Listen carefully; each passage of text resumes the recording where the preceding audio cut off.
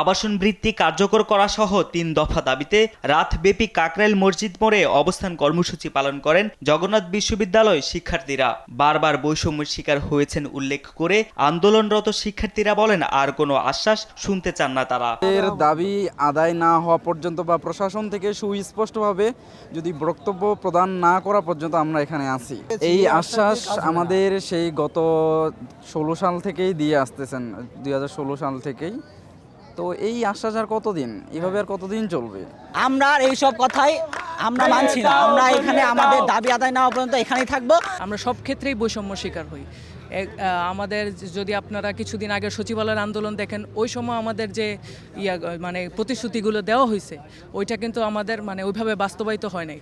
আমাদের শিক্ষার্থীদের বছরে বাৎসরিক মাথাপিছু মানে খরচ সেটা হচ্ছে মাত্র ৮১,০০০ টাকা, যেখানে আমাদের সমসাময়িক বিশ্ববিদ্যালয়গুলোর 2 লাখ টাকা থেকে 3 লাখ টাকা।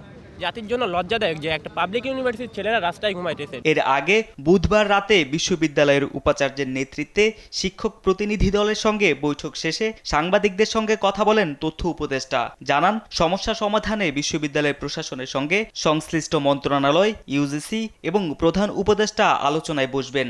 শিক্ষার্থীদের আন্দোলনে একটি পক্ষ ঢুকে আন্দোলনকে স্যাবোটাজ করার চেষ্টা করছে বলে